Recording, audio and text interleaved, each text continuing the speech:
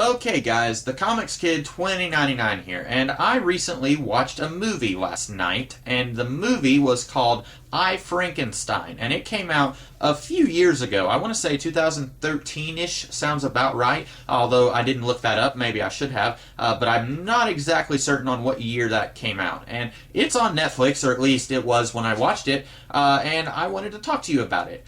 Basically, the plot of this movie is that Frankenstein's monster, after he kills his creator, or rather, after his creator dies in pursuit of killing his monster, he is roped into this war between gargoyles and demons. And gargoyles are basically angels, although they're a little different, and they are the good guys, and demons are obviously the bad guys. And both sides kind of see him as a piece to be used against each other. And then we jump forward some 200 years into the present day, where the monster, now being called Adam by the queen of the gargoyles, he is basically waging a war against the demons, and then a plot happens where we find out that the demons want him for a very specific reason beyond using him against the gargoyles. And that's basically the plot that you need to know for this video. And this movie is probably the worst film that I have seen this calendar year. It was bloody awful. And I did not go into this movie expecting War and Peace. I really didn't go into it expecting it to be the best movie that I've ever seen.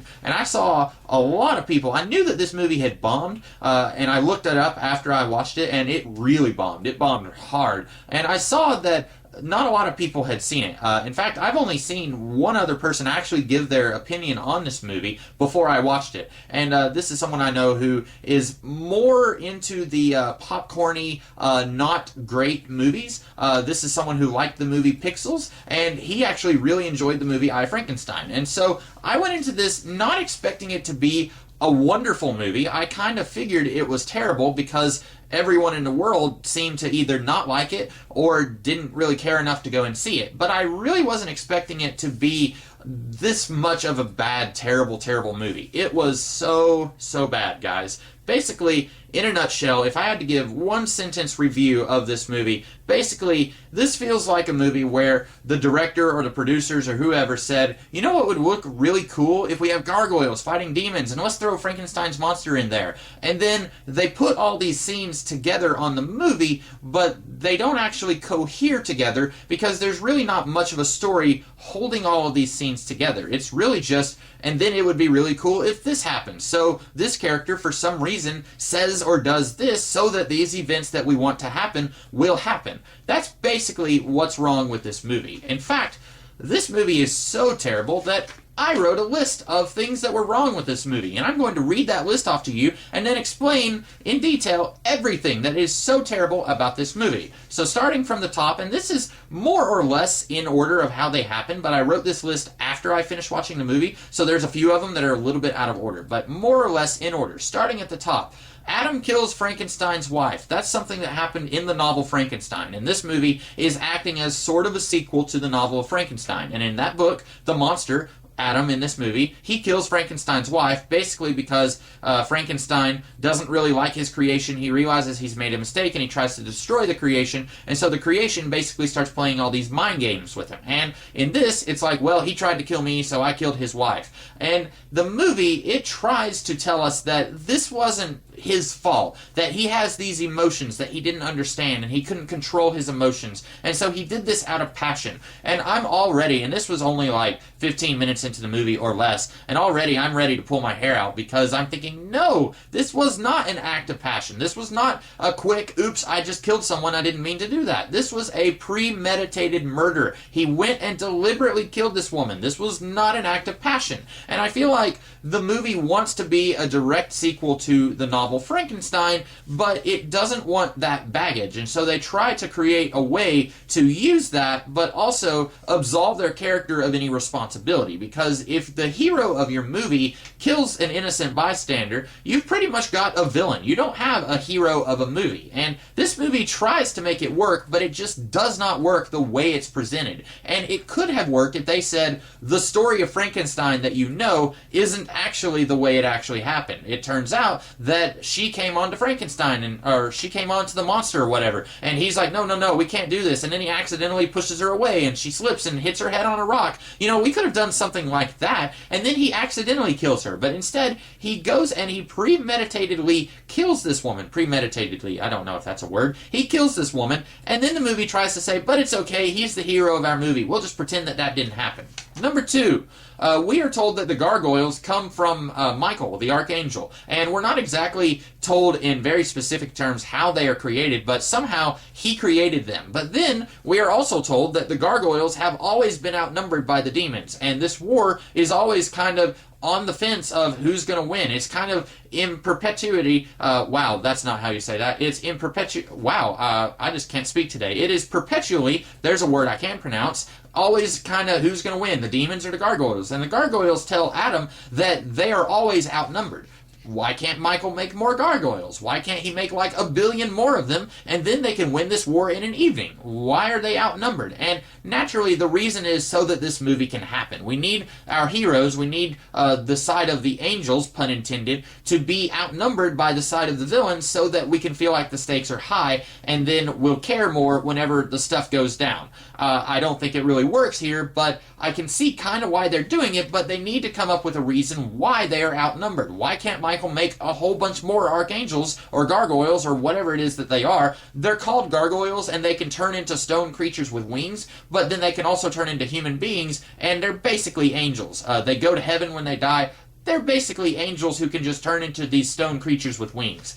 So anyway, number 3 of things that is terrible about this movie. Apparently, Adam didn't know that his creator had a journal on his body. And this journal becomes a huge MacGuffin in this movie, where the demons want this journal so that they can reproduce the process of creating a monster like Frankenstein's monster. And apparently, Adam didn't know that his creator had this journal. Also, it's really stupid that his creator had this journal with him when he's going to kill the monster. Why would you have a journal about creating this monster on your body while you're going to kill the monster? I don't think that he would be carrying that book with him when he's on his way to try and kill his creation. I don't really think that he would have that, but then again, the movie needs that journal to be part of the plot, and so for some idiot reason, Frankenstein had that journal on his body. Adam didn't realize that the journal was literally right there when he was about to bury his creator, and then he's knocked unconscious, and then the gargoyles have the body. And here's something that's really stupid. The queen of the gargoyles, she sees this book and she's like, okay, we have to lock it away so that no one can find it, because that is written proof that God is not the only person who can create life. And I'm thinking, okay, why not just destroy the journal?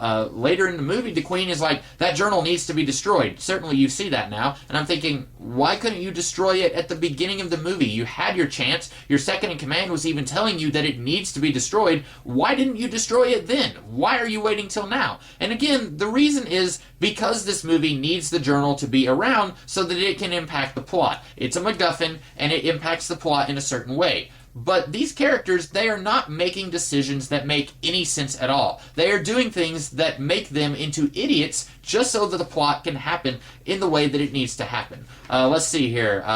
Why does Frankenstein carry his journal around? We already covered that one. If Lenore doesn't want the demons to have the journal, why does she keep it? We already covered that one. Lenore, by the way, is the gargoyle queen. Lenore tells Adam that this war is supposed to be fought in secret. This is not a war that we need to wage out in the open.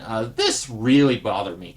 First of all, Adam, he waits like 200 years to start fighting these demons. After the gargoyles tell him there's this war that we're having with the demons, he basically takes these sticks that are like holy weapons that can be used against the demons, and then he says, okay, peace out, I'm going away, I'm going to hide, nobody's going to find me, and I don't want any part of your war. And then while Aaron Eckhart is narrating over the movie, he says, and then finally, I didn't think that they were ever going to come after me. Meanwhile, Aaron Eckhart on the screen is creating a holy weapon that he's going to use against the demons. Okay, that just shows how very little the people making this movie cared. When they have the character saying that he didn't think that the demons were going to come after him, meanwhile, he's making a weapon to fight demons. That's a little bit weird. But anyway, then he says, I had hid for too long. Now it was time for me to go into action. Okay, Why? We know that we want our character to be proactive. We want him to do things. A movie about a character who just sits in the woods and hides from the battle is going to be a very boring movie about a very boring character. We want our character to do stuff, but why did our character wait 200 years to start doing stuff? Why is he the loner that doesn't care about anybody and just wants to be left alone for 200 years, and then out of nowhere, it's like a light switch is turned on, and suddenly he says, I need to go fight some demons and kill some demons. There's no explanation for why he goes through this character change literally in between scenes. But also, Lenore, the Gargoyle Queen, she tells Adam that this war is supposed to be fought in secret. And Adam, she tells him that it's his fault that a police officer died at the hands of a demon. Here's the problem with that. Literally every big fight scene that we see in this movie happens in the middle of everywhere where thousands of people could see what's going on. At one point, there's like millions of demons storming the gargoyle headquarters, and all these beams of light are hitting the sky, and the gargoyles are not in any way being subtle or secretive or stealthy at all. And yet this woman is trying to tell Adam that he is wrong in trying to fight this war out in the open. And another reason this is so stupid is that other than the 30 seconds that we see Adam walk into a nightclub where he's stalking some demons, we don't ever get to see the human side of things. We only ever get to see into the world of the gargoyles and into the world of the demons. And yes, I know that there is a woman, I can't remember the actress's name, but she was in Chuck. She is a scientist who works for the bad guy. She doesn't know that he's a bad guy. And yes, she is a human being, and so we kind of get to see how this war between the gargoyles and the demons affects her, but she is in the world of the demons. We don't actually get to see how this war has any impact on the world of humanity, other than this 30-second scene where Adam goes and he kills a demon, and then his actions kind of sort of result in this police officer being killed. And yet, later in the movie, the gargoyles, for some reason, they are hunting down Adam. I'll get to that in a minute, because that was really stupid. They are hunting down Adam, and they're doing it out in the middle of everywhere. There's like thousands of gargoyles going after him, and they're punching him and clawing at him and trying to kill him, and they're doing it out in the middle of everywhere. And we are told that this war is supposed to be fought in secret, yet everything that we see in this movie suggests that it is absolutely not supposed to be fought in secret. We are told that it is, but we are shown something very different. That's just a huge problem, but it's one of many problems, because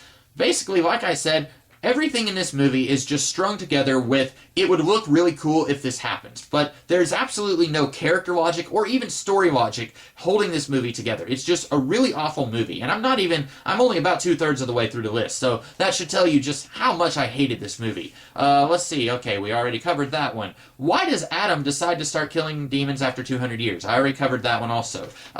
What did Niberius want with Adam in 1790s? Because the movie starts in the 1790s, shortly after Frankenstein dies. And then 3 demons are sent to try and capture Adam. And he doesn't know what's going on. And then these gargoyles come and they save his life. And then they tell him about this war that the gargoyles are fighting against the demons. 200 years later, we find out that Niberius, he is the king of the demons. And he is basically planning, he's got all these corpses, like thousands of corpses. And what he wants to do is reanimate these corpses, bring them back to life using Dr. Frankenstein's process, and then all these demons who have gone to hell, they can come back and they can possess these dead bodies, because we are told that demons cannot possess a body that has a soul. Here's the problem with this, okay? It took humanity 200 years to get caught up to Frankenstein's science. Why would you kidnap or try to kidnap Adam, the creation of Frankenstein, 200 years before you have the science that would make this possible? If you have the creation, that's not going to do you one single ounce of good if you don't have the capability of reproducing this process. And if you have the end result of this process, that's not going to do you any good in trying to figure out the process, because no other scientist is going to be able to reproduce this process without, the journal to kind of show you how you did it. And later, that's how they do it. They're able to reanimate a dead rat, but they're not able to reanimate a dead human without the journal of Victor Frankenstein. And so it begs the question, Niberius tries to kidnap Adam at the very beginning of the movie in 1795. Why does he try to do this? What good will it do him to have Adam if he doesn't have the science to reanimate all these dead corpses so he can have a demon army at his disposal? Again, it's just something that we want to start the plot off in the movie in the 1790s, but we don't really have a good reason for the bad guys to be doing what they're doing, because characters in this movie don't really have motivations. They do things because the plot needs things to happen. Okay, let's see here.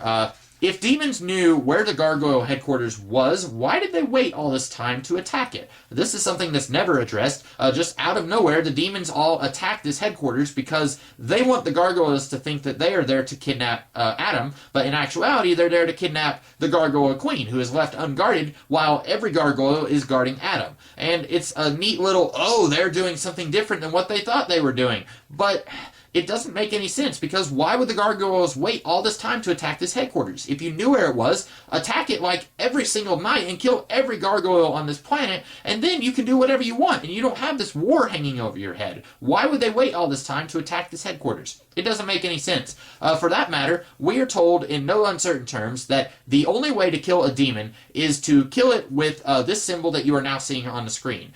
This is the holy symbol, and basically anything that has this symbol is deadly to a demon. But if you have like a shotgun and it doesn't have that symbol on it, or the bullet doesn't have that symbol on it, it's not going to do any good against the demon. But a sword that has that symbol on it will kill the demon. So why doesn't this headquarters have like spikes in every floor, ceiling, and wall hanging everywhere with this symbol on it so that these demons can't climb the wall and infiltrate your headquarters? Now, sure, maybe the gargoyles didn't know that the demons knew where they were, but better safe than sorry, right? If you know that this symbol is going to kill these guys, put that symbol on everything. Have spikes all over the place so that they can't just walk in and take your gargoyle queen. I'm getting so mad that I'm starting to think of them as vampires. I'm just... Oh, guys, I hated this movie. Okay, we're getting close to the end, by the way. If you're getting bored with me just ranting about how awful this movie is, we're getting very close to the end. When Adam tells Lenore about Niberius' plan, he already knows that Niberius is planning on bringing a demon army back to life through Victor Frankenstein's process. He already knows this, so he goes back to the gargoyles and he says, here's what the bad guys are going to do. And then when he leaves, he goes to save this woman's life. Then Lenore is like, okay, we should kill Adam. Why? Again, the real reason is because these characters don't actually have character motivations. The reason that all these gargoyles are sent to kill Adam is because the screenwriter or the director or somebody said, you know what, it would be really cool to have all the gargoyles and the demons fighting at the demon headquarters right here in the middle of everywhere, but we need a reason for the gargoyles to get there. And so let's just have the gargoyle queen tell all of her soldiers to go and kill Adam. But why are they sent to kill Adam? At no point in the movie did Lenore in any way feel like she was going to have her people kill this guy. Even when she was mad at him for taking this war out into the open and getting a cop killed, she wasn't going to kill him. She was just going to imprison him for the rest of his life. And at that point, she kind of sort of had a reason to do that. But then when he comes and says, here's what the bad guys are doing, she says, oh, okay, now let's kill him. Why? Because her character isn't an actual character. She's just a plot device to get plot elements moving in the direction that the writers and the directors and the producers wanted them to move into. And finally, this is the one that my list just fell on the floor. Fortunately, I'm on the last one. Adam tells, or actually the female scientist who sort of befriends Adam, she's the one who's working with the bad guys, and then she realizes they're bad guys. At one point she says, your creator promised you a wife, didn't he? And he's like, yes, this is another promise that he broke. And the movie waits an hour to give us that. By the way, out of nowhere, he wanted a wife. And then it doesn't go anywhere with that. At the end of the movie, he destroys the journal and he says, I don't need a wife. Okay? Then why did you even devote a single second of screen time to that if you weren't going to do anything with it? If you thought maybe you were going to be a little bit of a successful movie and you thought you might have a sequel, then I can kind of see how you might want to seed the possibility of another monster, but don't do anything with that if you're just going to throw it away and absolutely with no uncertain terms not do anything with it. Because even if this movie had been successful, there's no way that they could have brought in a wife into the mix because they destroyed the journal in this movie. So why did they even mention Frankenstein's monster possibly having a wife? It's stupid. The whole movie is really stupid. And I do want to say, it's not the absolute worst thing in the universe, but it's definitely in the top 5. Aaron Eckhart, by the way, acts the heck out of this movie. He is a really good actor. And I say that because I completely forgot that he was in The Dark Knight while I was watching this movie. Of course, I knew he was in The Dark Knight before I was watching this movie, but watching this, I was enthralled with him. He is playing a very different character than he was playing in The Dark Knight, where really, he was playing two characters in that. He's playing the good Harvey, and then he's playing the evil Two-Face. Here, he's playing a different character from both of those, and he's doing a really good job.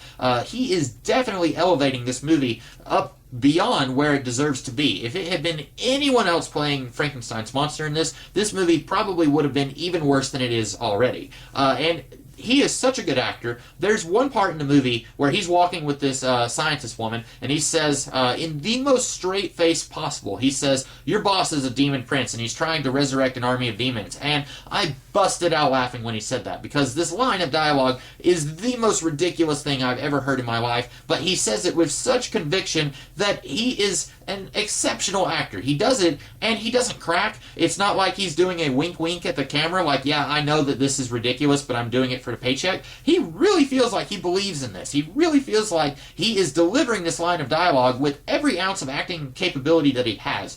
It's still a terrible movie, and it's still an awful line of dialogue, among many, but he feels like he's at least giving it 110%. There are some other actors in this movie that you might recognize. Bill Nighy, who was Davy Jones in the Pirates of the Caribbean movies, and he was Scrimgeour in one of the Harry Potter movies. He's someone that you probably recognize. He was in The Hitchhiker's Guide to the Galaxy. He's a guy that I like quite a bit. He's the bad guy, the evil demon king. He's just a typical evil demon king. He doesn't really do anything with the part, and usually I like that actor, but here he's just kind of phoning it in, and can you really blame him? This movie is exceptionally bad. And also, Eowyn from the Lord of the Rings movies, she is the queen of the Gargoyles, and I didn't hate her like I hated Eowyn in the Lord of the Rings movies, but by the end of the movie, I hated her quite a bit, mostly because she sends her gargoyles to go and kill Adam for absolutely no reason at all, but I still didn't hate her as much as I hated Eowyn. I can't think, of course there's the girl from Chuck. If you watch Chuck, you'll probably like seeing her in this movie. I never saw Chuck, so it didn't really matter to me. But that's about all I have to say about this movie, guys. It is an astoundingly terrible film. It is really awful. One of the worst films I've seen in my life. Definitely the worst thing that I've seen this year. To put it in perspective, this movie is worse than Van Helsing. And Van Helsing is a movie that I really hated. But Van Helsing, I think, is better than this movie. Although, now that I say that, I may need to watch Van Helsing again. Perish the thought. But I may have to watch that movie again just so that I can see if it holds up any better than I, Frankenstein. But it actually has some stuff in common with I, Frankenstein. Like, the main villain plot is basically exactly the same. But I would even say that Van Helsing is better than this. Basically, any movie in existence is just about better than this thing. But hey, you might be one of those people. If you want to go into this movie and all you want to go into it, if all you're expecting is a demon fighting other demons or a monster fighting other demons and stuff like that, if all you want to see are monsters fighting monsters, well, number one, I could recommend about five other movies that are better than this that you should watch. But if you want to watch this movie and all you want are monsters fighting other monsters, then yeah, you could probably mute the TV and then you would have an enjoyable time. But if you use your brain at all while watching this movie, you are probably going to hate it. You may not hate it as much as I did, but you're probably going to hate it. But if you disagree with me, let me know in the comments below and tell me why you like this movie. I personally thought it was just awful, but maybe you didn't. Maybe you didn't have as strong of a reaction to it. So if you like this movie, let me know why in the comments below. And I will see you guys tomorrow with another kind of video, and I'll see you guys next week with some other kinds of videos. So catch you guys later. Have a great rest of the day.